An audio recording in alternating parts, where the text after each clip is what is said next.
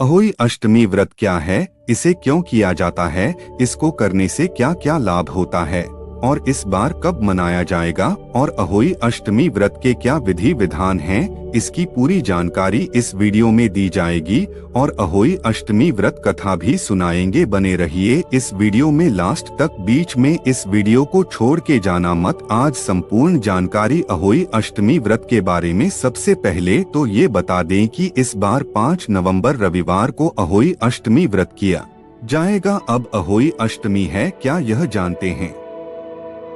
हिंदू धर्म में सभी त्योहारों का विशेष महत्व है। ऐसा ही एक त्योहार है अहोई अष्टमी व्रत। हर वर्ष कार्तिक मास के कृष्ण पक्ष के अष्टमी तिथि को अहोई अष्टमी का त्योहार मनाया जाता है। अहोई अष्टमी का व्रत माताएं अपनी संतान की लंबी आयु और सुख समृद्धि के लिए करती हैं। यह व्रत करवा चौथ के 4 दिन बाद रखा जाता है और कहा जाता है कि इस दिन से दिवाली की शुरुआत भी हो जाती है। इस दिन महिलाएं पूरे दिन निर्जला उपवास करती हैं और अपनी संतान की लंबी आयु के लिए मंगल कामना करती हैं। अहोई अष्टमी के दिन अहोई देवी के साथ सेई और सेई के बच्चों पूजा का विधान है। अहोई गेरू आदि के द्वारा दीवार पर बनाई जाती है अथवा किसी मोटे वस्त्र पर होई काटकर पूजा के समय उसे दीवार पर टांग दिया जाता है। संपन्न घर की महिलाएं चांदी की होई भी बनवाती हैं। अहोई के चित्रांकन में ज्यादातर 8 कोष्ठक की एक पुतली बनाई जाती है। उसी के पास स्याऊ तथा उसके साथ बच्चों की आकृतियां बना दी जाती हैं। शाम को सूर्यास्त के बाद जब तारे निकल जाते हैं तो अहोई माता की पूजा प्रारंभ होती है। सबसे पहले जमीन को साफ करके पूजा की चौकी बनाई जाती है। फिर एक लोटे में जल भरकर उस पर सातिया बना लें और कलश की भांति चौकी के एक कोने पर रखें और भक्ति भाव से पूजा करें और बाल बच्चों के कल्याण की कामना करें।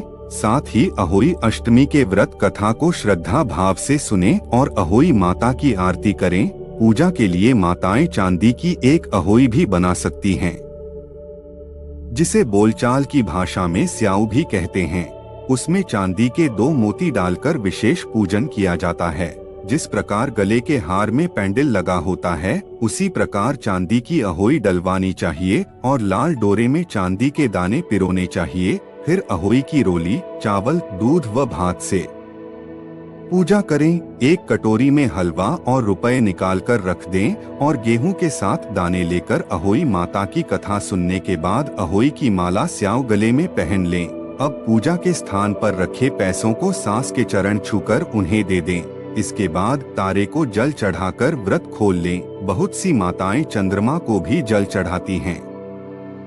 स्याऊ माला को हो सके तो दिवाली तक पहन कर रखें और साफ सफाई का ध्यान रखें। अहोई अष्टमी व्रत कथा। प्राचीन समय में एक साहूकार था जिसके 7 बेटे और 7 बहुएं थी। साहूकार की एक बेटी भी थी जो दीपावली में ससुराल से मायके आई थी।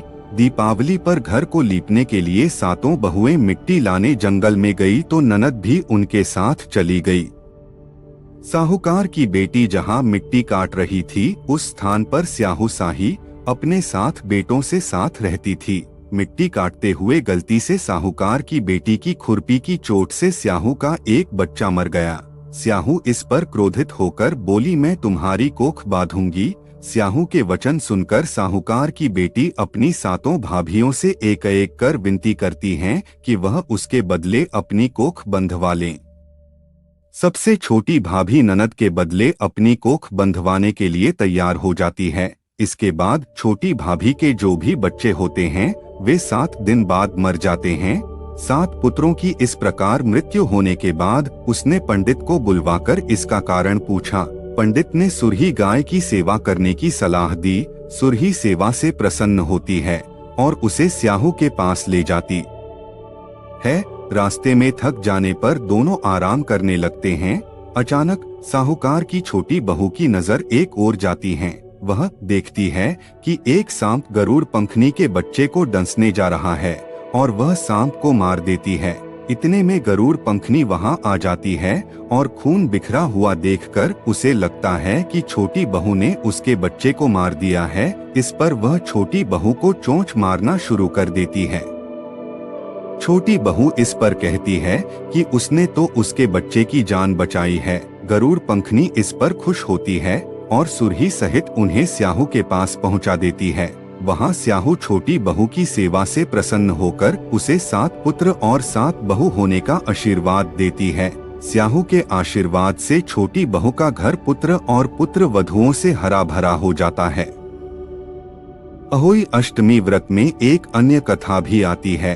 पौराणिक कथाओं के अनुसार दिवाली के मौके पर घर को लीपने के लिए एक साहूकार की 7 बहुएं मिट्टी लाने जंगल गई तो उनकी ननद भी उनके साथ चली आई। साहूकार की बेटी जिस जगह मिट्टी खोद रही थी उसी जगह स्याह अपने बच्चों के साथ रहती थी। मिट्टी खोदते वक्त लड़की की खुरपी से स्याहू का एक बच्चा मर गया। इसलिए जब भी साहूकार की बेटी को बच्चे होते थे वो 7 दिन के भीतर मर जाते थे।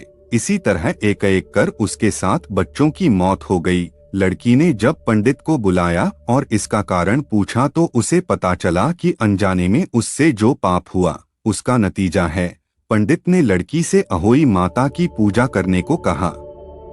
इसके बाद कार्तिक कृष्ण की अष्टमी तिथि के दिन उसने माता का व्रत रखा और पूजा की। बाद में माता अहोई सभी मृत संतानों को जीवित कर दिया। इस तरह से संतान की लंबी आयु प्राप्ति के लिए इस व्रत को किया जाने लगा। अहोई माता की कथा के साथ साथ गणेश जी की कथा जरूर कहें। गणेश जी की कथा।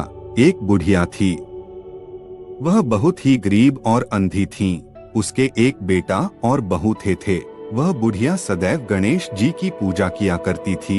एक दिन गणेश जी प्रकट होकर उस बुढ़िया से बोले, बुढ़िया माँ तू जो चाहे सो मांग ले। बुढ़िया बोली, मुझे तो मांगना नहीं आता, कैसे और क्या मांगू। तब गणेश जी बोले, अपने बहू बेटे से पूछकर मांग ले। तब बुढ़िया ने अपने बेटे से कहा, गणेश जी कहते हैं तू कुछ मांग बता, मैं क्या मांगू। पुत्र ने कहा, माँ तू धन मांग ले। बहू से पूछा तो बहू ने कहा, नाती मांग ले। तब बुढ़िया ने सोचा कि ये तो अपने अपने मतलब की बात कह रहे हैं। अत उस बुढ़िया ने पड़ोसिनों से पूछा तो उन्होंने कहा, बुढ़िया तू तो थोड़े दिन जिएगी, क्यों तू धन मांगे और क्यों नाती मांगे। तू तो अपनी आंखों की रोशनी मांग ले जिससे तेरी जिंदगी आराम से कट जाए। इस पर बुढ़िया बोली, यदि आप प्रसन्न हैं तो मुझे 9 करोड़ की माया दें, निरोगी काया दें, अमर सुहाग दें, आंखों की रोशनी दें, नाती दें, पोता दें और सब परिवार को सुख दें और अंत में मोक्ष दें। यह सुनकर तब गणेश जी बोले, बुढ़िया माँ तूने तो हमें ठग लिया, फिर भी तूने मांगा है वचन के अनुसार सब तुझे मिलेगा। और यह कहकर गणेश जी अंतर्ध्यान हो गए। उधर बुढ़िया माँ ने जो कुछ मांगा वह सब कुछ मिल गया।